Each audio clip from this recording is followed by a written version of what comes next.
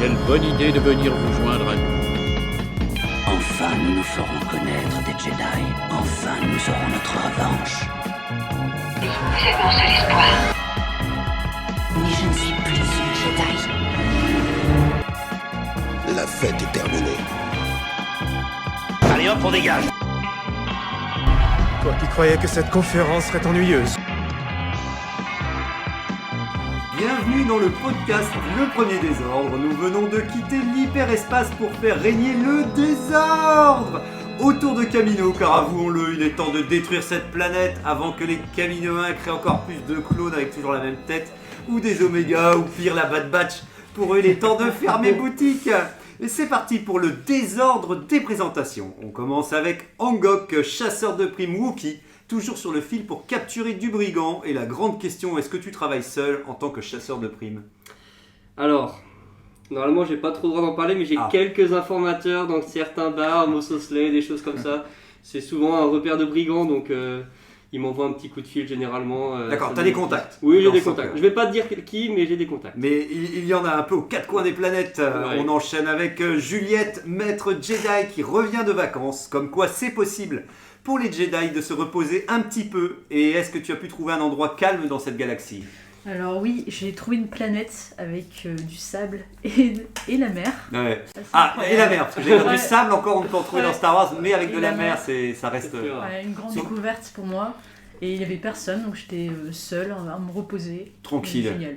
Ah bon bah tant mieux alors que c'était calme, parce que souvent là où il y a du Jedi, il y a souvent des fois beaucoup de complications ou beaucoup d'aventures, donc tant Pas de mieux que tu aies grabuge, pu. pas de grabuge. Pas de grabuge. Bon bah c'est cool.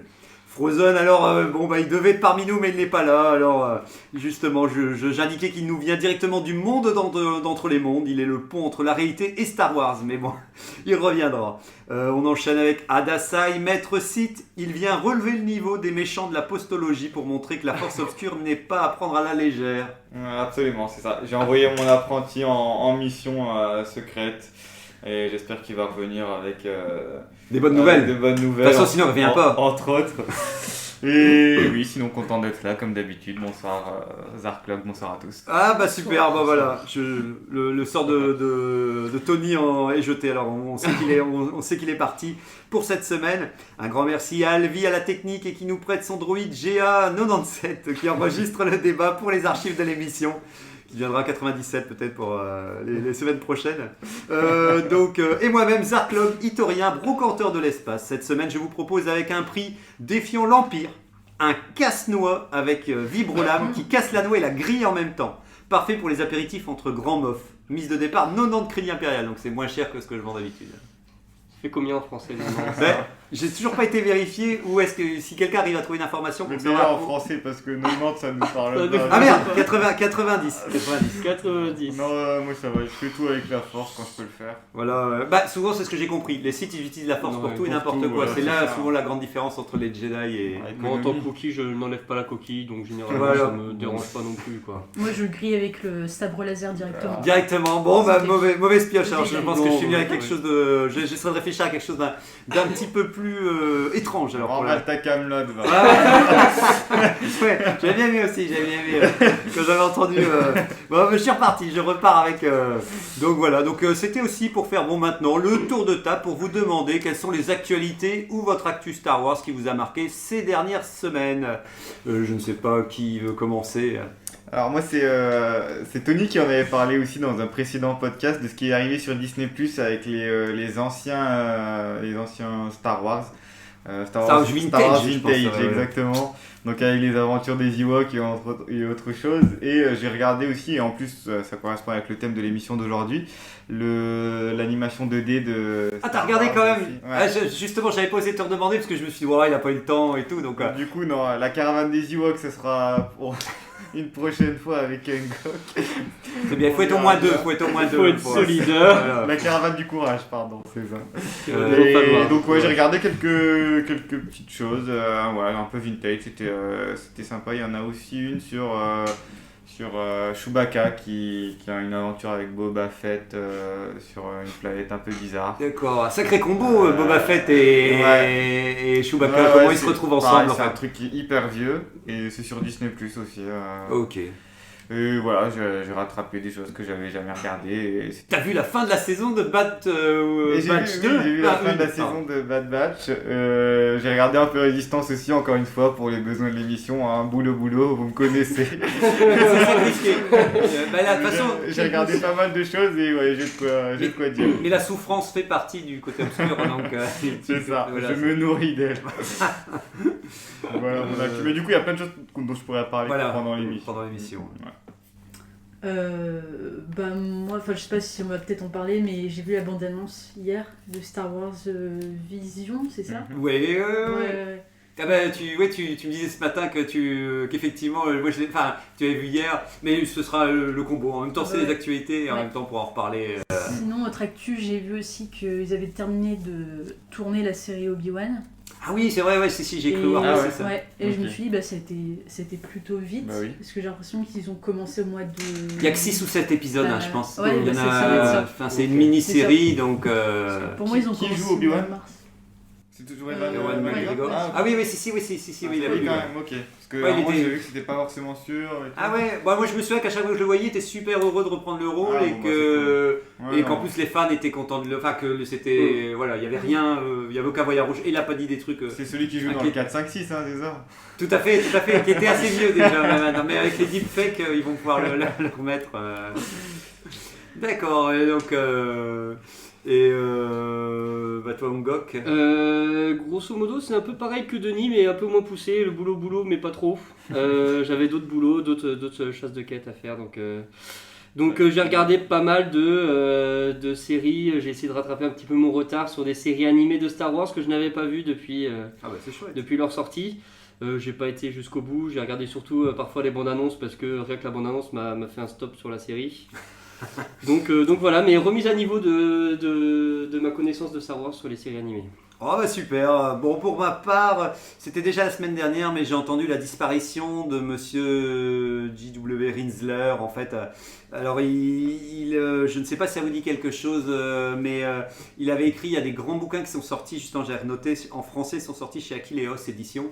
Et c'est des très gros bouquins sur des making-of de l'ancienne trilogie. Je ne sais plus s'ils ont refait la prélogie, mais c'était, je pense, prévu. Et en fait, c'est lui qui a écrit tout ce qui est dedans et tout, mais... Ça fait partie de ce genre de personne, tu as du mal à te dire que quelqu'un d'autre peut encore écrire quelque chose derrière lui. Il avait l'air ultra pointu, à chaque fois il va dans le moindre détail et tout. Donc c'est des livres que je trouve incroyables parce que justement j'ai l'impression qu'il a récupéré toutes les informations qu'il pouvait pour Donc on a pas mal de... Souvent dans un livre Star Wars on aime bien avoir du visuel et on en a dans ce genre de livre, hein, mais... Il donne tout le contenu possible et inimaginable. Donc pour moi, c'était un peu une partie de la mémoire de Star Wars. Et c'est toujours un peu fascinant des gens qui sont tellement fans d'un univers qui vont vouer une grande partie de leur vie à récupérer les informations autour. Donc voilà, donc un peu une triste nouvelle de le voir partir. Je sais qu'ils devaient écrire normalement. Ils étaient censés sortir aussi la postologie, le réveil de la force. Il y en avait un qui était prévu. Mais au dernier moment, ils ont annulé le livre parce que je pense que le film venait à peine de sortir. Donc ça aurait été un petit peu... bizarre, autant attendre peut-être une paire d'années avant de pouvoir, donc peut-être qu'on retrouvera son nom sur ce livre-là si Disney veut bien le ressortir dans une paire d'années. En tout cas, ça mériterait largement une fois que le temps sera passé. Alors effectivement, j'ai eu la triste nouvelle que la saison 2 de Bad Batch est annoncée aussi, c'était la semaine dernière. Mais voilà, donc mais bon, voilà, il paraît que la fin de la saison, je suis curieux de voir en tout cas les retours que fera Adasai. Et pour terminer, j'ai terminé un roman qui s'appelle L'Aube des Jedi. Alors je sais pas, c'est le plus dans les versions légendes. Alors il a été mis dans les légendes et tout. C'est le plus, ça se passe à l'époque la plus ancienne qu'on connaisse. C'est moins 25 000 avant la bataille d'Andorre. Donc c'est vraiment un peu beaucoup et tout. Donc, c'est l'histoire d'une sœur et d'un frère dont leurs parents sont Jedi. Et en gros, ils vivent sur la planète Titon, qui est la planète mystique des Jedi d'origine que tu connais un peu, Adasai, avec... Qui crée des halos lumineux pour des petits personnages. Ouais, mais ça, non, on fera une pétition, pour ça, pour déclassifier. Bah justement, si vous voulez revoir Titon dans toute sa splendeur, je trouve que c'est incroyable parce qu'on voit leur apprentissage. En fait, quand ils sont jeunes, il y a deux parties. Il y a le côté flashback, quand ils sont petits, ils vont dans chaque temple pour essayer de découvrir la force et pour pouvoir apprendre à devenir je sais pas si on peut dire, c'est des Jedi. Ce qui est marrant, c'est qu'il y a les Sith et Jedi, en fait, ils forment qu'un. Il n'y a pas de dissociation entre les deux. Ils alternent toujours, ils passent de Jedi à Sith, mais ils doivent toujours trouver un équilibre. Donc on retrouve un peu le concept de Jedi gris qu'on parlait et tout, pour le coup, dans une émission. Et bon, bref, en tout cas, j'ai passé un super moment. Les scènes quand elle tue les gens, c'est rare, mais là, ça décrit bien quand même la souffrance ou les têtes qui volent et qui roulent, ce qui est un peu plus rare dans un Star Wars. Et il y a ce que j'avais parlé à Dasai, que pour finir, il y avait ce principe il y a des fois des gens qui ont une sorte d'inversion vers la force. Et en gros, ils doivent partir parce qu'à un moment, d'un jour au lendemain, tu peux perdre la force et avoir limite du rejet pour la force. Et donc, donc il y a un peu de ça avec son frère. Vous découvrez l'aventure de son frère qui supporte de moi. Enfin, lui supporte pas la force. Et en gros, voilà, il veut ouvrir une porte stellaire pour agrandir le système solaire, mais ça pourrait partir en vrille s'il le fait. Donc voilà quoi. Donc l'Aube des Jedi, c'est sorti chez Pocket Edition et c'est encore trouvable à un prix. Je pense que justement il est encore trouvable au prix normal. Très bien vendu. Donc merci. Ça donne envie de le lire. Merci, ah bah cool. Merci pour la promo. Oui voilà, on prend. Et on aime bien Pocket. Moi je suis partant. Pocket continue de nous faire plein de bouquins sur Star Wars parce que voilà, au moins ça donne envie. Je ne sais pas qui faisait la chronique cette semaine. Surprise. Est-ce que c'est Angok? Est-ce que c'est ouais, ce que j'allais dire, je ne pense pas qu'Adasai. Les sites ont compris que le côté lumineux de la force faisait mieux les chroniques, donc il m'a encore chargé cette semaine de le faire. Ah c'est bien, ouais. J'accepte cette tour de tâche. Ah bah voilà, super. Je dois admettre, bien malgré mon affiliation côté site, que Angok s'en sort très bien, donc je lui cède volontiers ma place. Eh bien c'est parti. Très bien. Alors, pour aujourd'hui, dans l'inconscient des gens, le nom Star Wars rime avec trilogie de films, voire depuis quelque temps pour les plus aguerris, à Mandalorian, Solo, Star Wars Story ou Rogue One. Cependant, seuls les membres émérites de la secte de Star Wars, ou les enfants qui regardent Cartoon Network, mais bon, pour le bien de cette chronique, on va faire comme s'il n'existait pas. Donc comme je disais, seuls ces gens-là connaissent les séries animées Star Wars. La mode de ces séries a été lancée en 2008 avec Clone Wars et un total de 7 saisons. S'en suivit 5 séries majeures. Rebelle en 2014, Star Wars Lego Les Aventures du Freemaker en 2016, Force du Destin en 2017, Résistance en 2018 et enfin Bad Batch cette année avec pour l'instant une seule saison. Je vous épargne ici les petites séries de moins de 5 épisodes puisqu'il y en a aussi certaines. L'objectif avec ces séries était très certainement de conquérir la nouvelle audience pour Star Wars. Je vous conseille d'ailleurs d'aller écouter le podcast sur le sujet, est-ce que Star Wars peut encore plaire à la nouvelle génération. Mais là n'est pas le sujet aujourd'hui. En termes de contenu, ces séries apportent une quantité sans précédent. Vous pourriez regarder 4 fois de suite les 11 films, ça durerait moins longtemps que de regarder les séries. Ça fait 111 heures de visionnage pour les séries. Et j'ai bien compté, c'est fait bien 111 heures. Quant à savoir si ces séries sont bien, je dirais que le bien n'est qu'une question de point de vue. Cependant, la stratégie de cibler les jeunes pour ces séries n'a-t-elle pas créé une scission avec les fans de la première heure ? Ce côté cartoon permet-il de rendre justice à l'univers sombre que peut être Star Wars ? Est-ce qu'on peut quand même être considéré comme un fan de Star Wars sans avoir regardé ces séries ? Tant de questions pour le podcast du jour. C'est pourquoi le premier des ordres s'est penché sur la question et s'apprête à répondre à la question suivante. Les dessins animés Star Wars méritent-ils d'être jetés dans un compacteur à ordures ? Délibération et verdict maintenant. Bien, j'allume le compacteur, c'est parti. non mais excellent. Moi je l'éteins tout de suite. J'essaie de... je tire un coup de blaster dessus pendant une fois que je l'allume. Alors... Non, je ne sais pas qui a envie de... On fait un tour de table peut-être par quel dessin animé est-ce que vous en avez vu? Est-ce qu'il y en a un qui vous a tout de suite tapé dans l'œil? C'est rapide, j'ai vu aucune série d'animation et j'ai honte. mais non, faut pas avoir honte. J'ai honte parce que... T'as pas raté grand-chose. Mais en vrai, ça m'a jamais intéressé plus que ça parce que j'avais l'impression que... Enfin, je m'étais pas rendu compte à quel point l'univers était peut-être... étendu voilà, dans les séries d'animation et que il développait encore plus. Ouais, qu'il y avait quelque chose à... Tout ça. Et maintenant, je me rends compte aujourd'hui que peut-être je devrais regarder ça justement pour me dire j'assemble un peu le puzzle de tout l'univers et savoir tous les éléments que j'ai pu rater ou quoi, même par rapport au film. Et même, l'histoire a l'air sympa. Je pense à The Clone Wars.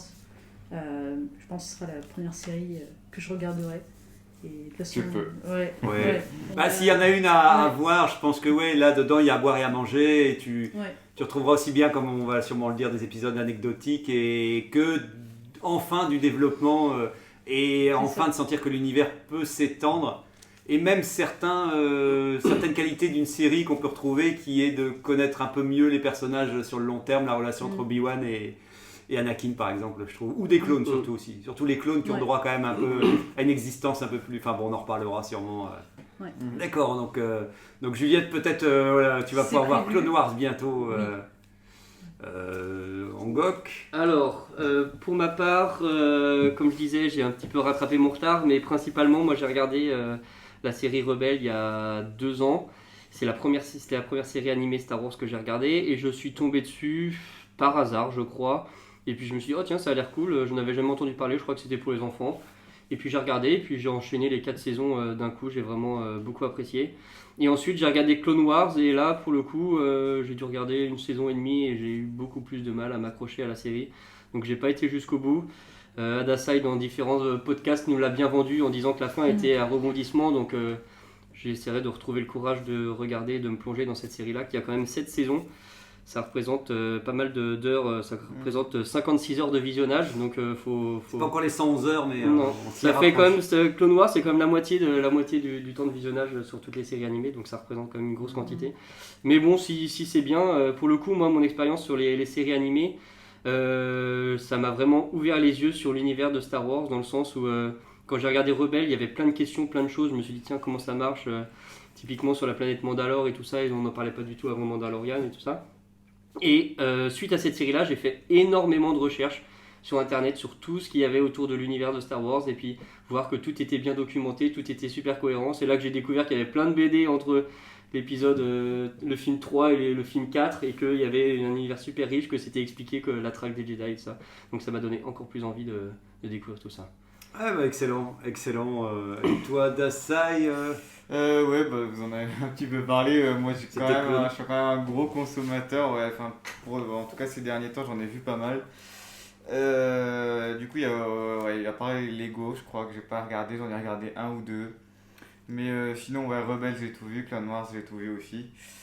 Et donc, donc pendant très longtemps, tu n'as pas regardé d'anime, c'est récemment que tu t'es mis à l'animation? Clone Wars et Rebelle, j'avais déjà vu des épisodes, mais il y a longtemps, et j'avais pas suivi tout. C'est même plus Rebelle, c'est même plus Rebelle ce que tu as commencé, non? Ouais, j'ai commencé par Rebelle. Et ouais, parce que j'avais commencé Clone Wars aussi, ça m'avait. Enfin, le premier épisode, ou même voir les 2 ou 3 premiers, je sais même pas si je suis allé jusque-là, et ça m'avait pas accroché, du coup je suis passé sur Rebelle, et là j'ai plus accroché, je suis rentré dedans tout de suite.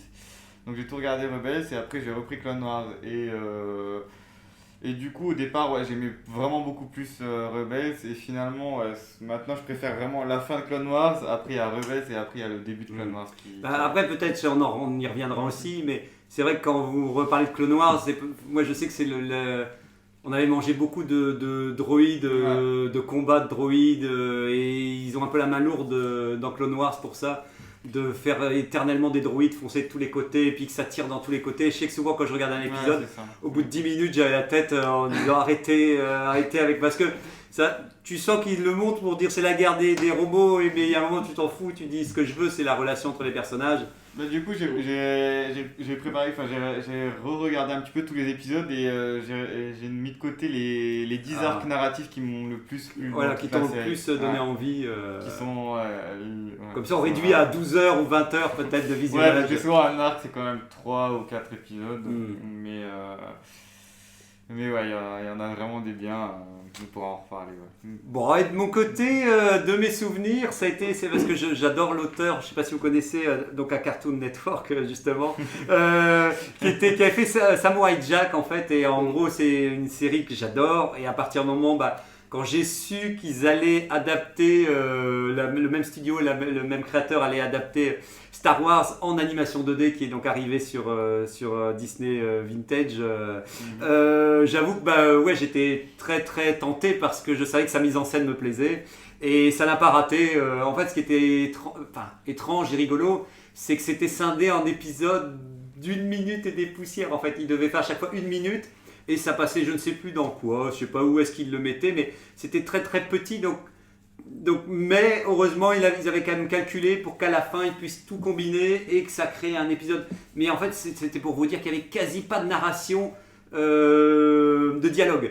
Il y avait une narration visuelle, mais quasi pas de dialogue parce que à cause de ce principe de c'était ça dans une minute, ils pouvaient pas se permettre aux personnages de les faire parler. Mais vu que la mise en scène était incroyable, et je vous le conseille vraiment, enfin après sauf si Adasai dira non, contre-indication. Mais la mini-série, ouais, ça, ouais. 2D. Moi j'adore parce qu'au niveau de la mise en scène, elle est hyper nerveuse. Elle arrive à donner une impulsion d'énergie dans les combats aussi parce qu'en fait elle est qu'en VO, non? C'est pas ça? Ou... ils n'ont pas mis. Non. C'est celle qui s'appelle Force du Destin, c'est ça? C'est Clone Wars, Animated, je pense, Okay. comme ouais, ça. j'ai vu cette mini-série il y a 2 saisons, non? Ouais. Je l'ai vu qu'en VO pour le coup. Et ils l'aurait pas mis en français. Sur Disney+, ça va. Il y a les sous-titres. Moi, ça m'a plu en VO. Ouais, est-ce qu'il y a les sous-titres? Oui, il y a les sous-titres. Ah, il y a les Ouais, sous-titres, bien ok. sûr. Bah, il existait en version française, mais bon, s'ils ont mis les sous-titres, ça va. On va dire, allez, ça me dérange pas, si tant qu'il y a les sous-titres. Ouais. Mais la deuxième saison, justement, quand elle a été signée, on sent qu'ils ont eu plus de temps. Les épisodes étaient. Donc, ils avaient le temps de laisser un peu plus poser les personnages et tout. Il n'y a pas du tout Ahsoka là-dedans. Hein. Non, ouais, en fait, c'est vraiment Anakin et Obi-Wan. Et Dooku. Dooku, effectivement, on retrouve, en fait, ça se passe entre l'épisode 2 et l'épisode 3, en fait.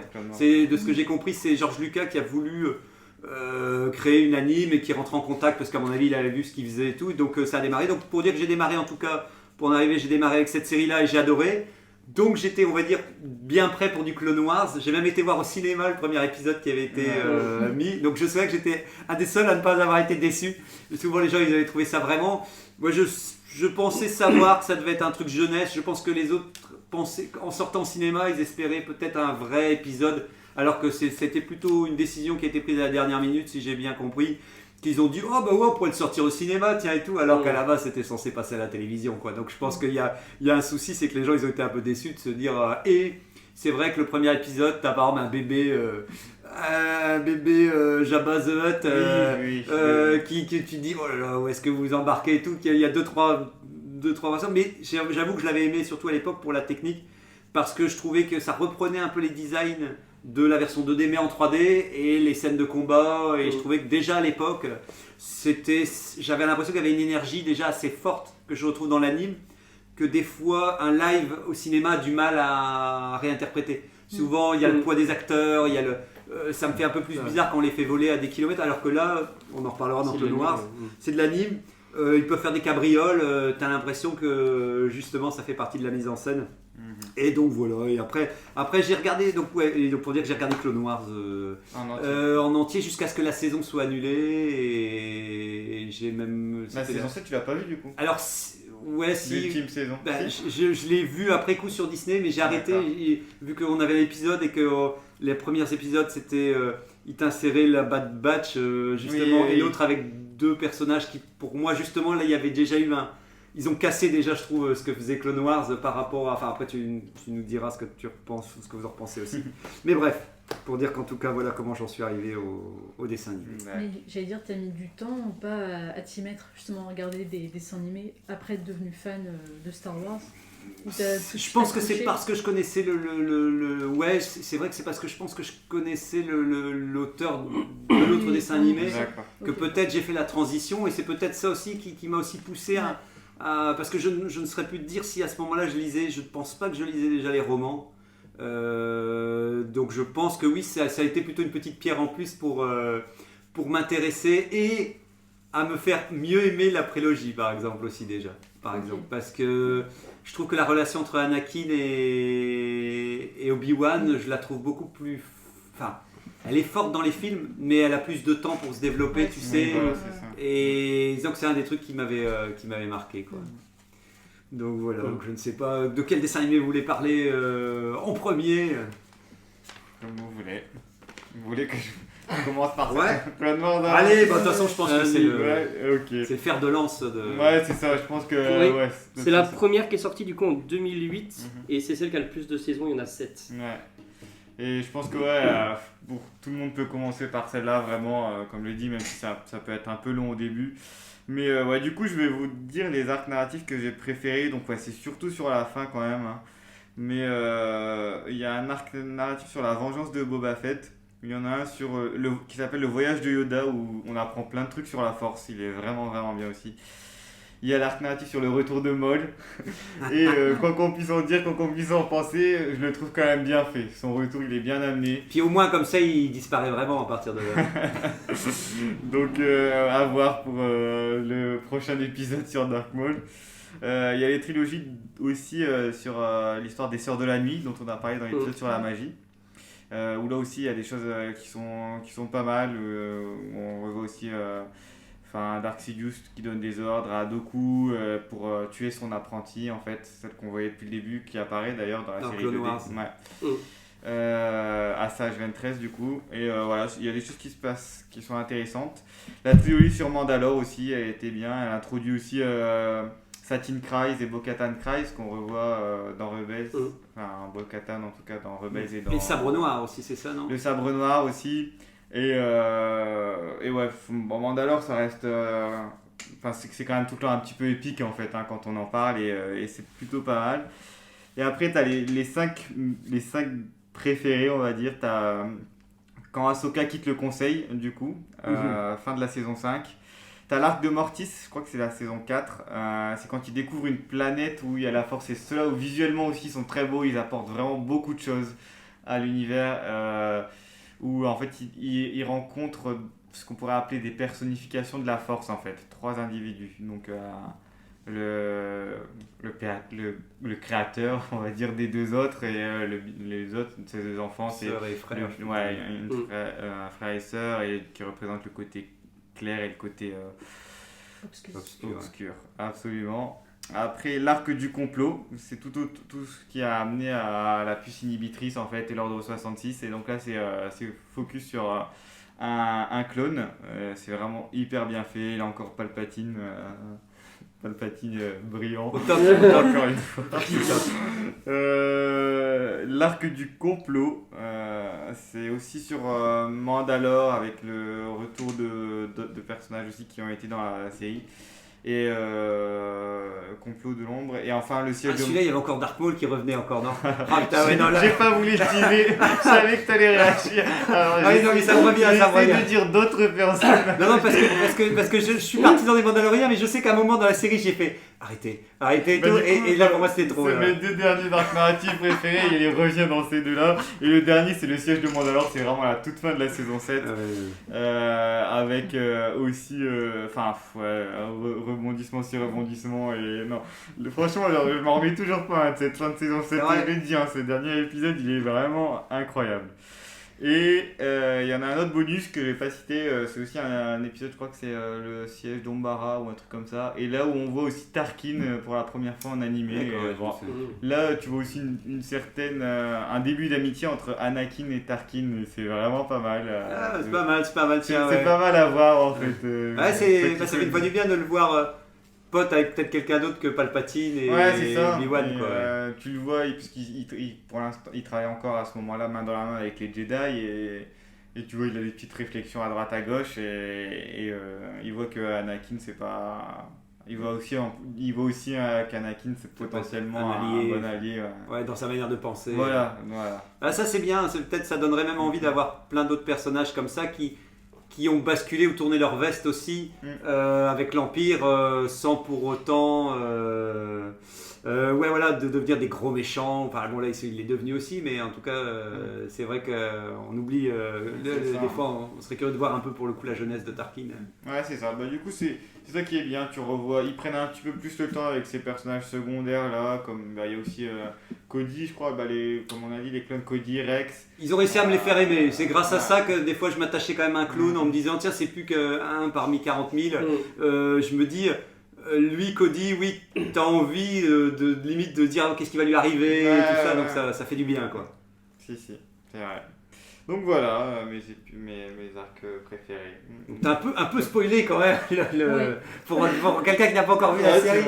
Je veux dire un petit peu, mais bon, ça va. Je pensais à quelque chose, c'est en regardant la saison 2 de The Mandalorian, je sais que à chaque fois qu'un épisode se terminait, il y a les fans qui regardaient The Clone Wars qui savaient qu'on allait introduire de nouveaux personnages qu'on voyait dans la série animée justement. Ouais. Et quand tu t'as pas vu Clone Wars, tu dis mais c'est qui en fait? Donc heureusement t'as toujours les fans de la série animée qui qui t'explique voilà, qui Un sont peu ces vite fait, personnages, qu'on les a déjà vus dans la série animée, tout ça. Et c'est pareil pour Ahsoka en fait. C'est juste forcément pour ceux qui l'ont déjà vu. Moi j'avais une grosse attente quand je sais qu'elle allait arriver, bon je suis un peu déçu. Voilà, je me dis, eux ils ont encore plus par d'attente. Rosario Dawson. Ah ouais.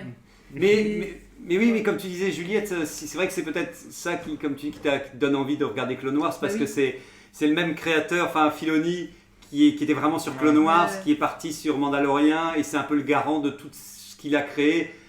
Et résultat, on sent qu'il part avec ses bagages, on va dire ses valises, pour les amener vers les séries live. Puis ça te fait toujours plus impressionnant quand justement d'un animé tu passes à du live action ou du réel en fait. Toutes les espèces comme il a créé dans Rebels, il avait créé les Lotcha, là, je sais pas ce que c'est. Je vois un peu. Et du coup tu les vois en vrai et ça te fait tout le temps plus plaisir que l'autre passage à l'inverse, ça fait du bien mais... ça semble un peu plus facile, mais quand tu vois quelque chose de plus concret, plus... Ah, puis c'est plus réaliste. Enfin, disons qu'une série animée, il y a toujours un peu le côté cartoon qu'on adore, mais c'est vrai que le voir en live, c'est comme si d'un coup il était plus vivant et encore plus proche de nous, comme s'il existait réellement, quoi. Ouais. C'est ça. Ouais, puis j'en reviens à ce que je disais tout à l'heure, c'est si on n'a pas vu la série animée, t'as l'impression que t'as manqué un arc en fait des personnages, et ça... C'est là on te l'introduit dans The Mandalorian, mais je me dis peut-être que les fans savent des choses que moi je ne sais pas par rapport à ce personnage, mais que on devrait savoir en fait. Ouais, surtout par exemple le retour de Dark Maul par exemple et tout, parce que dans Solo il y en a plein qui sont dit il est encore vivant et tout, ça a été la grosse surprise quoi.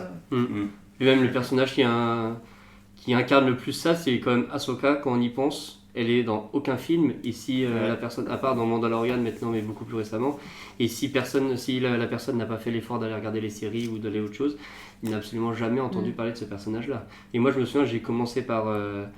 c'est vraiment Rebels que j'ai commencé à regarder, et j'ai vu ce personnage-là de Ahsoka, et puis elle arrive à un moment pour affronter, je sais plus trop qui, pour affronter Dark Maul à un moment. Et c'est vrai que moi c'était la première fois que je voyais ce personnage là et je me suis dit tiens c'est qui ce Jedi que j'ai jamais vu, et c'est après avoir regardé la série que j'ai fait toutes mes recherches et que je me suis rendu compte qu'en fait ce personnage là était super important et qu'il avait été vachement détaillé dans d'autres séries, et c'est pour ça d'ailleurs que j'ai enchaîné avec Clone Wars. Et du coup Rebels alors t'as bien aimé hein, Rebels j'ai bien aimé, et enfin de manière générale sur les séries, et c'est pour ça que je pense que je vais regarder Clone Wars aussi. Ce que je chéris par-dessus tout, c'est vraiment la cohérence de tout l'univers. Par exemple, prenons l'exemple de la dernière trilogie. Elle est vraiment reliée à...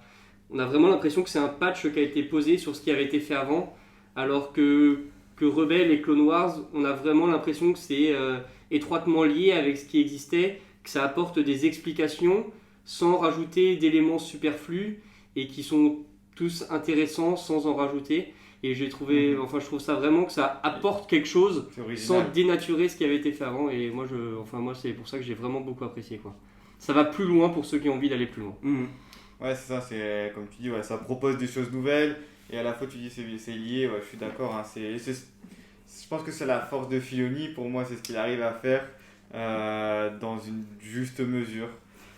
Moi j'ai l'impression que c'est un des seuls dans l'équipe Star Wars à avoir assez de poids pour continuer quelque chose à long terme dans l'univers Star Wars.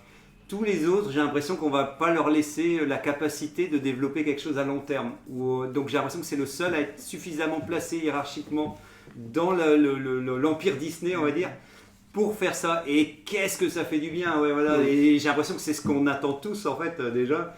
C'est d'avoir simplement, c'est ce qu'on disait tout à l'heure aussi, c'est s'il y a un dessin animé, tant qu'à faire, si vous nous rajoutez un produit dérivé ou quelque chose, enfin surtout en tout cas un dessin animé qui est assez conséquent et qui va durer pendant X épisodes ou X saisons, peut-être c'est vraiment de se dire qu'on va découvrir quelque chose qu'on n'a pas vu ailleurs. Si ce n'est que de l'adaptation, je peux comprendre qu'au bout d'un moment on se dit on a fait globalement, même si on peut encore écrire des choses sur les personnages, rien ne vaut de découvrir quelque chose de nouveau et de se dire ah d'accord, l'esprit de la force ça peut être ça, quitte à ce qu'on soit pas d'accord et que j'ai l'impression qu'on peut faire des débats parce que par exemple le voyage de Yoda dans Clone Wars moi, je pense qu'il avait pris des champignons bon ouais, ça allait un peu trop loin, mais c'est le concept pour lui de la force, c'est les perceptions de Filoni. Lui il veut emmener la force dans cet endroit-là. Après, à moi d'aimer ou pas aimer, mais au moins il nous le propose. Là où il y a plein d'autres choses où on a l'impression qu'on nous a pas proposé grand-chose. Quoi. Et là, un détail vraiment, parce que je n'avais pas vu cette partie-là, quand il parlait tout à l'heure des arcs et de Tarkin. Le détail qui me choquait, j'en ai pas parlé la semaine dernière parce qu'on avait été un peu court en temps, c'est que dans le nouvel ordre, on ne sait pas du coup d'où ils viennent et on a vraiment l'impression qu'ils popent de nulle part. Alors que là, avec cette série-là, ça nous pose des briques et ça nous explique qu'est-ce qui se passait avant. Et en fait, c'est pas arrivé de n'importe où. En fait, ça propose à la personne, si elle a envie d'en savoir plus, en fait, ça s'explique. Et voilà, regardez la série, voilà pourquoi c'est arrivé comme ça. Et tout est bien mêlé. Quoi. C'est pour ça que je suis persuadé que Disney pourrait faire une superbe série animée, pour moi, sur Luke et son académie, en animation et tout. Parce que justement, il ne serait pas contraint par l'acteur en live. Et on pourrait voir Kylo Ren jeune, on pourrait voir Han Solo et Leia mariés, on pourrait la voir aussi, à la République, comme on disait la semaine dernière, toute la République on l'a pas vue, ils pourraient nous la montrer et tout ça. Et là je veux dire, on aurait un pan de tout ce qu'on n'a pas eu qui pourrait nous être offert comme ça, mais d'un coup, d'un seul. Et là moi je serais... donc j'avoue que si on doit reparler de la Bad Batch aussi, c'est ce qui m'embête un petit peu, c'est que la période où se passe la Bad Batch, qui est donc le moment où l'Empire prend le contrôle de la galaxie, je trouve ça génial parce que justement on va te montrer comment l'Empire va avoir la main mise, et même l'Empereur quand il s'installe sur Coruscant, tu vois dans les romans il dit souvent il a quand même son palais royal et tout, je me dis ouais ça doit être un changement de gouvernement, ça doit quand même changer pas mal de choses, et malheureusement de ce que dit Vadassa, tu vas pouvoir peut-être confirmer, on le voit, mais en très filigrane. J'avais l'impression au début que ça partait vraiment. Il y avait des petites choses comme ça où l'Empire prenait place et tu sentais que voilà, même administrativement parlant, tu sentais qu'ils mettaient en place des choses et que du coup les gentils les protagonistes de la Bad Batch là, ils arrivaient à passer entre les mailles du filet parfois parce que justement leur procédure n'était pas forcément bien établie et tout, et je trouvais ça cohérent, je trouvais ça logique. Tu voyais même moi parfois tu voyais l'Empire, l'empereur qui faisait des annonces au peuple, des choses comme ça, et ça a démarré plutôt bien, et je me suis dit que moi aussi c'était une période qui méritait d'être creusée, d'être un peu plus approfondie. Mais après ça part vraiment au milieu il y a beaucoup d'épisodes filler comme on disait tout à l'heure, où justement ils ont des petites missions à accomplir pour faire le bien à droite à gauche, mais voilà, il y a plus ce que j'aimais bien au début. Ce qui a relevé un peu sur le Bad Batch, c'est la fin. Donc, oui, alors soyez prêts, parce que je l'avais pas lu quand j'ai fait l'intro, et j'ai regardé vite fait, je me suis spoilé ce matin, et me dire ah ok, en fait dans mon intro il y a quand même un lien avec mon intro et la fin de la Bad Batch. Vous êtes prêts? Après, de toute façon. Alerte spoiler, c'est parti, vas-y. Je vais pas trop en dire non plus, mais sur la fin, en fait au départ ça se passe à Kamino, parce que justement il récupère la petite sur Kamino qui deviendra l'héroïne de la série. Et sur la fin, du coup, il retourne à Kamino, et là aussi, il y a beaucoup d'explications sur ce qu'il advient justement de Kamino, puisqu'on n'en parle pas plus que ça, on en parle beaucoup dans l'épisode 2 et après plus du tout. Et là, comment justement l'Empire a géré son contrat un peu avec les Kaminoïens pour les clones et tout, et comment ça s'est passé. Et même, ça fait un certain lien avec la postlogie du coup. Donc voilà, c'est intéressant de ce point de vue-là, la fin de Bad Batch. Si vous voulez que j'en dise plus, je peux en dire plus, mais bon. Je pense que je vais le regarder, donc... Non, je vais arrêter là, mais du coup, c'est intéressant. Après, voilà, c'est pas une série coup de cœur pour moi du tout, mais il y a des petites choses intéressantes. Donc c'est parce qu'ils l'ont annoncé comme la suite spirituelle de Clone Wars, quand même, attention. Et du coup, si on peut réorienter sur un autre sujet, justement, souvent dans les dessins animés, tu as quand même, ce dont on a parlé en début de semaine, souvent un personnage plus enfant qui est là. Donc par exemple dans Rebels c'est Ezra Bridger que j'aime beaucoup. Dans Clone Wars t'as Ahsoka que au départ j'aimais pas trop, que finalement maintenant je kiffe beaucoup aussi. Dans Résistance t'as Kazuma, Xiono, un truc dans le genre. Pareil, c'est un jeune aussi et bon, j'aime pas trop la série, elle est moyenne, mais... c'est déjà une sorte d'Ezra bis un peu pété quand même, non? Il est pilote en fait, il y a pas de cette notion de force dans Résistance, et bon, le début c'est un peu plus enfantin en fait que Clone Wars, surtout que Clone Wars devient de plus en plus sombre au fur et à mesure des saisons. Résistance ça reste un peu monocorde. C'était... Et c'est très enfantin, et il y a aussi cette idée où tu peux faire des épisodes indépendants les uns des autres et tu peux regarder et t'es content. Et quand tu parlais justement d'intégration de personnages jeunesse... Je me demandais, est-ce qu'il faut forcément un personnage enfantin, et du coup dans Bad Batch c'est Omega. Est-ce qu'il faut forcément un personnage enfantin dans un dessin animé? Je sais pas ce que vous en pensez. Peut-être je suis en train de me dire, parce que à la base Disney veut... Enfin, je sais pas, j'imagine que toutes les séries sont pas produites par Disney... je pense maintenant. Ils ont toujours leur bille. Maintenant, je pense que c'est à eux quand même. Mais je me dis, s'ils veulent cibler les plus jeunes ou quoi, t'es obligé d'avoir une figure, tu vois, un enfant ou quoi, peut-être. Hein. Et est-ce que, je sais pas, après j'ai du mal à me remettre dans mon contexte d'enfant, mais est-ce que s'il y avait que des adultes, ça me dérangeait pas. Ça empêcherait que l'enfant s'intéresse? Je pense que... Moi je me souviens, la première fois que j'étais venu faire un podcast, j'avais expliqué comment j'étais arrivé à Star Wars. Et j'avais expliqué que quand j'avais été voir Star Wars, c'était le 1 au cinéma. Le fait qu'il y ait Anakin et qu'il ait à peu près le même âge que moi, j'avais adoré. Quoi. Donc, j'imagine que ça doit participer. Je pense aussi. Après, comme on sous-entendait aussi, on en avait parlé, c'est effectivement pourquoi le personnage n'est pas juste mieux écrit, quoi. C'est parce que j'ai l'impression que Ezra je le trouve très bien écrit. Ahsoka pareil, au début elle est un petit peu mais j'ai l'impression qu'ils la développent, ils arrivent à en faire un personnage intéressant, quoi. Mais c'est peut-être là le moment où ça se met en place. Omega, pour l'instant, je trouve ça juste dommage qu'il faut une saison et que de prime abord elle n'a pas l'air d'avoir évolué. Mais ce serait quand même bien que très rapidement elle puisse donner. Elle n'a pas évolué la petite. Non. non, je trouve juste la phrase un petit peu dure, mais je l'ai pas vu. Je suis entièrement d'accord. Je l'ai pas vu, donc je vais pas être certain, mais j'ai pas l'impression que j'ai eu des échos pour me dire, en tout cas, on écoute Star Wars en direct, qui est une super émission sur le podcast. Bravo à vous aussi à l'équipe au passage. Et j'ai l'impression qu'eux sont très très déçus de voir ce personnage parasiter. Soit c'était faire un truc avec elle, soit avec l'équipe de commando. Mais là, j'ai l'impression qu'elle met toujours le... C'est ce qu'on disait aussi à Dasai en début de semaine. On se dit, pourquoi elle n'aurait pas pu avoir un rôle quand même assez important, quitte à ce qu'elle n'ait pas la force des autres, mais qu'elle ait une compétence que les autres n'ont pas. Donc on pense qu'au début elle est inutile, mais ils se rendent compte très vite qu'elle apporte vraiment, alors que là j'ai l'impression que c'est toujours un grain de sable qui gêne leur progression.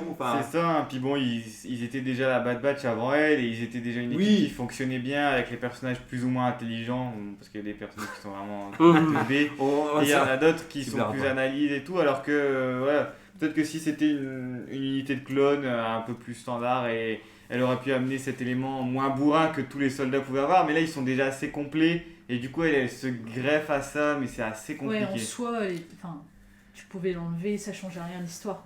Ce qui est bizarre, parce que pour finir, dans Clone Wars, la dernière saison, ils installent la Bad Batch comme un placement produit, parce que je me suis dit, mais d'où ils déboulent ces 4 clones, et après on se rend compte qu'il va y avoir une série qui s'appelle quand même la Bad Batch avec eux.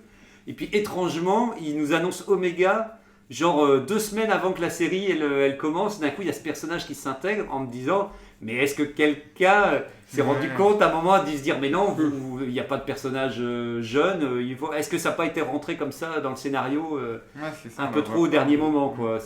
Parce que c'est pas inintéressant d'avoir une sorte d'être, elle est en gros, si je comprends bien, ça ils le disent tout de suite, donc je pense pas que c'est du spoiler, mais que c'est une sorte de la dernière clone qui est réalisée par les Kaminoans et tout, donc voilà, tout de suite on se dit, il y a des choses derrière, on comprend qu'ils doivent s'enfuir avec elle et tout, donc c'est dommage d'avoir un personnage qui a peut-être quelque chose derrière de vachement important, mais que très vite, il faut une saison complète pour qu'on en fasse rien, quoi, j'ai l'impression. Ouais, c'est ça, même sur la fin il y a 2-3 infos en plus, mais c'est pas grand chose. Et moi, pour une question que je pourrais vous lancer aussi, j'ai trouvé, moi, c'est à partir du rachat de Disney, justement. Clone Wars est sorti, justement, ce que je voyais, dans une période creuse des longs métrages. En fait, il n'y avait plus de longs métrages, et ça a été un peu la seule actualité Star Wars qui a même permis à beaucoup de fans de rester fans de Star Wars en passant par Clone Wars et tout ça et tout. Donc, j'ai l'impression qu'il y avait un traitement un peu... on était dans la série jeunesse, mais d'une certaine manière, c'était nourri après un moment comme effectivement la volonté de prolonger Star Wars, comme on disait, avec des choses nouvelles et tout. Moi, je me demande si, depuis le rachat de Disney, si là, pour le coup, ils n'ont pas abandonné l'idée de nous offrir une série animée qui pourrait parler aussi bien aux jeunes qu'aux adultes, quoi, en disant les séries live, ce sera pour les ados adultes, et les dessins animés, c'est pour les gamins, et puis point barre, quoi. Bah, c'est vrai que je me posais la question quand Adasai parlait de Bad Batch. Est-ce qu'elle a vraiment été écrite et pensée pour être regardée par un jeune public, ou est-ce que finalement des expériences des autres séries, ils se sont peut-être rendus compte, je sais pas, j'ai pas d'infos là-dessus, mais que l'audience finalement des séries animées était quand même assez adulte. Donc je sais pas, j'ai pas encore regardé la série, je suis très curieux de le voir. Mais la question que je me pose du coup, c'est par rapport à ce qu'on disait, pourquoi ils ont fait Bad Batch en série animée et Mandalorian en série live action, pourquoi ils n'ont pas fait l'inverse. Enfin, je sais pas, il doit y avoir des avantages, des inconvénients. J'imagine que s'ils en ont fait une en animé, c'était peut-être pour prolonger Clone Wars et puis surfer sur le fait que... Je pense que c'est ça, parce qu'en fait, ils ont fait revenir la dernière saison. Les fans étaient à fond pour enfin avoir la saison qui avait été annulée. Entre-temps, ils nous avaient sorti Résistance, qui avait été nul. Les audiences, ils sont tombés parce que justement, c'était beaucoup trop jeunesse. Et j'ai l'impression qu'ils sont rattrapés aux branches en se disant... au moins on peut faire un truc dérivé de Clone Wars parce que les gens ils aiment bien et que là ils ont pas trop râlé et qu'ils étaient contents qu'il y avait la dernière saison. Donc j'ai l'impression que ça a été un peu c'est à cause de ça qu'ils se sont dit maintenant ce sera Bad Batch comme prochaine série, comme tentative. Du coup sur le papier ils visent quand même plutôt une audience assez âgée, je sais pas trop ce que vous en avez ressenti. Soit ça fonctionnera comme Clone Wars où le début c'est très enfantin, ça t'amène, ça attire vraiment les plus jeunes parce que les personnages ils sont très simples quand même dans le début de Bad Batch. Et dans Clone Wars, il y avait des épisodes qui étaient un petit peu longs aussi quand t'es adulte, je pense. Et peut-être que comme dans Clone Wars, si les enfants grandissent en même temps que la série, peut-être qu'ils vont la faire aussi, ils vont rajouter des problématiques qui sont plus compliquées, plus intéressantes par la suite. Et peut-être qu'ils vont faire ça avec Bad Batch si jamais ça se prolonge d'autres saisons encore. Mais pour l'instant, ça reste très enfantin pour moi. Ouais, j'ai une vraie théorie là-dessus où, pour finir, je suis persuadé que quand ils doivent montrer la production, ce qu'ils vont sortir comme dessin animé, ils sont hyper chiants. Et ils doivent dire les enfants, non, plus jeunes, plus jeunesse, les scénarios et tout. Et que quand la série marche et que l'audience est là, ils ont enfin un peu la paix pour faire ce qu'ils veulent. Et comme tu dis, en plus, il y a toujours ce délire de prolonger les enfants qui grandissent et tout. Mais je peux pas m'empêcher de me dire que j'ai l'impression qu'enfin, on les laisse tranquilles et qu'ils sont plus trop regardants. Alors que quand ils lancent quelque chose, là, tout de suite, ça va être plus compliqué. J'étais en train de réfléchir. Je me dis qu'à mon avis, ils attirent un public plus adulte, tu vois, plus vieux. Ils n'arrivent pas à attirer les jeunes. Je parle de Bad Batch et du coup je repensais à Star Wars Vision version japonaise et je me dis aujourd'hui t'as beaucoup de jeunes qui regardent des animés, qui lisent des mangas et peut-être qu'ils ont fait ça justement pour essayer de rattirer une cible plus jeune peut-être. Donc c'est une supposition mais oui mais non mais t'as raison et c'est l'occasion de parler de Star Wars Vision. Justement ils n'arrivaient pas du coup à rajeunir la cible, ouais. Puis là, dans Star Wars Vision, ce qui est marrant, c'est que il y a ce côté protéiforme, il y en aura un peu pour tous les goûts. En plus, c'est lié un peu à tout ce qui est anime japonaise, comme tu dis, et tout. Donc, je sais pas si cette fois, comme on disait, est-ce qu'il y aura un enfant. Je pense pas, parce que c'est des histoires indépendantes. Là, il n'y aura pas forcément d'enfants qui puis c'est des courts-métrages, donc il n'y a pas de volonté donc de raconter. Ça peut être très bien, et ça peut cibler beaucoup de monde d'un coup. Il me semblait avoir vu un enfant. Je pense qu'il y en aura. Je regarde, mais... je pense que c'est le studio en lui-même, tu sais, je pense que chacun, il y en a qui, à mon avis, doivent être contents de dessiner des enfants et d'autres des adultes. Et je pense que pour le coup, ils ont vraiment laissé, si j'ai bien compris, ils ont laissé quartier libre parce qu'en fait, ce sera déjà pas considéré comme canon au niveau des histoires. C'est plutôt open bar. Faites ce que vous voulez. De toute manière, au niveau écriture, là peut-être c'est là où moi je vais peut-être y trouver mon bémol, c'est que justement, mais je pense que la série ne ment pas sur ce qu'elle est. Elle est un pot pourri mais positif de tout ce que fera Star Wars. Chacun s'en emparera comme il faut. Donc je pense pas que c'est là où on pourra être content de voir l'univers se prolonger. Mais il y a un côté, quand j'ai vu la bande-annonce ce matin, je peux pas dire que ça a fait de l'effet parce que j'ai l'impression que c'était décomplexé. C'était très, chacun va partir dans son truc. Il y a plein de sabres laser. Il y a des fois des trucs que je vais dire, voilà, vous allez trop loin. Mais vu que c'est le temps de 20 minutes ou je ne sais pas, ça te dérange moins que tu peux pas râler, quoi. Tu veux pas dire oh les salauds ils ont cassé Star Wars, tu dis bah non allez-y éclatez-vous. Et comme tu disais Juliette, je pense que pour le coup la génération qui arrive derrière, je pense qu'elle peut vraiment passer par là pour rentrer dans l'univers, quoi. Ah mais en fait je croyais que c'était une histoire complète. Enfin, c'est vraiment une histoire différente à chaque fois. Ah ok. Ouais voilà, donc comme ça c'était l'occasion, je pense qu'ils n'avaient pas le temps, si Disney devait surveiller ce que les mecs faisaient, je pense que ça aurait été trop long, donc je pense qu'ils ont dit allez-y, faites-vous plaisir. Il y avait eu, après je pense qu'on a fait le tour de ça, il y avait juste les Lego, mais je sais pas si quelqu'un a regardé, mais les Lego c'est encore plus enfantin. Il y avait qu'à ajouter. Ce que tu avais dit avec Angok, c'est Freemaker, c'est la série que j'ai l'impression que les gens disaient qu'il y avait au moins, c'était pas que de la parodie, même si la parodie c'est rigolo. Pour ceux qui veulent suivre une histoire, c'était en plusieurs saisons et c'était des ferrailleurs qui récupéraient des bouts de vaisseaux. Et là il y avait normalement une vraie histoire alors les gens se marraient parce qu'ils savaient pas si c'était canon ou pas, parce que justement c'était Lego. Mais après, qu'on n'avait pas cité parce que comme tu dis c'était dans les trucs très très courts, c'était Star Wars Galaxy d'Aventure que j'avais trouvé le design très beau, mais ça reprend que des scènes qui existent et ça c'était un peu le principe aussi, c'est une manière de reprendre les scènes clés de tout Star Wars pour que ce soit inséré dans les chaînes Disney entre deux Kids, trucs. Voilà. Beaucoup sur Disney Kids et il y a Rollout aussi. Et la pire série, voilà, c'est Rollout, un vieux truc où vous voyez BB-8 et tout le monde est adapté en BB-8 et puis c'est pour les bébés. Et c'est là où en fait je peux en arriver aussi à me dire. Quelle horreur. Ce n'est pas parce que Star Wars a besoin de toucher un public assez large et qu'il a besoin de nouvelles recrues que tu es obligé de couvrir un spectre qui va de 2 ans à 0 ans. Ouais, voilà, de 2 ans, 0 ans. Il y a un moment, tu as envie de dire, c'est pas grave, ils grandiront, ils attendront avant de voir leur Star Wars. Je peux comprendre que quand on est parent, on est bien heureux de regarder c'est le Peppa Pig de Star Wars. Voilà, mais c'est ça. Mais j'avoue que ça, j'ai besoin quand même qu'un minimum, je veux dire ça n'a pas besoin. Je pense qu'il y a déjà de superbes séries animées pour les enfants, pour les tout petits, Peppa Pig comme tu dis, tout ça.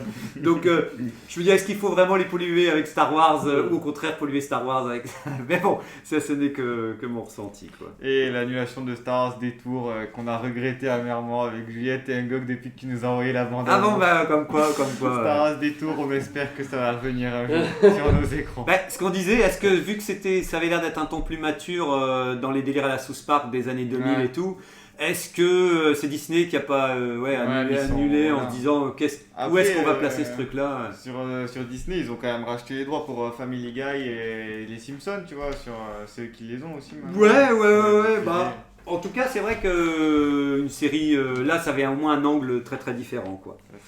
Alors, je pense que nous arrivons tout de suite à la conclusion. Donc, est-ce qu'on jette tout dans le compacteur? Non, on jette pas tout. Non.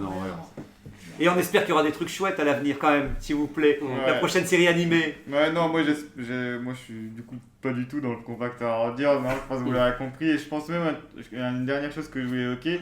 Avec Disney aussi, souvent ils ont la force de faire des films qui soient pour les enfants, mais qui soient pas fastidieux à regarder pour les adultes, dans le sens où tu as une certaine double lecture. Et je me dis que peut-être par la suite, ils vont arriver à faire ça aussi sur des formats plus longs, sur des séries. Et c'est ce que j'aimerais bien que ça se passe pour pas que ce soit long à regarder au début. En fait. J'aimerais bien, mais je me demande si l'avenir, pour le coup, est pas dans les séries télé. Et tout ce qu'on attend là, on l'aura plutôt dans les séries télé. Mais bon. Dans les séries animées aussi, non? Pourquoi? Non, j'aimerais bien, mais justement, ça c'est mon côté un peu... j'ai du mal à y croire, mais vu comment ça, je trouve que ça s'enfonce de plus en plus. Mais bon. Bon, en tout cas, excellent. Voilà. Donc, on termine vite fait avec le quiz. Attention, c'est parti. Le quiz, il est où? Alors, cette semaine, j'ai renouvelé le kit de secours pour notre quiz Wars de la semaine autour des séries animées pour aller de pair avec notre sujet du jour. Ne vous inquiétez pas, ce sera pas trop compliqué. Victoire annoncée d'Adasai en théorie. Question à un point cosmique. L'histoire de la série animée 2D de Clone Wars débute à la fin de quel épisode? Deux. Alors, qui a dit le 2 en premier? C'est Angok, je pense, j'ai bien cru entendre Angok. 1 point. Question à 2 points. La série Droid, les aventures de R2, D2 et C3PO a eu combien d'épisodes? Alors, soit c'est 9 épisodes, soit c'est 13 épisodes, soit c'est 22 épisodes. 13. Jamais entendu parler, donc... 9. Bah 22 alors. Et alors, donc c'est 13. Malgré qu'il n'avait pas la réponse. Il me semblait l'avoir vu. Il me semblait l'avoir vu sur Disney+. Ok. J'ai pas encore cliqué sur lecture. Et la question à 3 points. Le personnage d'Ahsoka Tano est jugé moins irritante à partir de quelle saison de Clone Wars? Fin de la 4, non 4 ou 5, je dirais 5, allez, j'ai dit 5 en 4. premier. 5, 4. Fin de la 4, ouais. C'était dans la 3e en tout cas. Donc on n'était pas loin, Je me suis basé sur les arcs de Adasai pour répondre. Ah bon, bah c'est bien. Du coup, c'est Ngok. Donc, je ne sais plus qui avait répondu. Il a répondu 3 à 2, je crois que c'est Ok, bon bah allez, c'est parti alors. Allez. En avant pour le sujet de la semaine prochaine. Oh là. Star Wars, rien ne se perd, tout se recycle. Ah, c'est ça les thèmes. Oui. Ouais. Ok. Bah, C'est ça vous inspire, c'est bien. ça va. C'est bien. Ben Ok. oui, je pense qu'en tout cas, c'est effectivement dans Star Wars, je pense qu'il y a eu beaucoup de choses qui ont pu être, qui auraient pu disparaître ou ne serait-ce que réapparaître en tant que concept, en tant qu'idée. En tant que personnage. En tant que personnage. Ok, Aussi, d'accord. non, aussi, non, c'était pas sûr. On Dark voit Maul un aura petit peu de quoi on va parler. Dorkmal. Bon, bah, Dark ça Maul va. aura son temps. Ok. La semaine prochaine, je ne suis pas là, donc je ne sais pas. Je sais que Juliette était partante pour animer l'émission, mais elle avait dit c'est selon le sujet. Donc est-ce que le sujet. Il m'inspire. Je vais... Bon, bah, c'est bon, alors, ça sera Juliette. C'est bon, alors allez.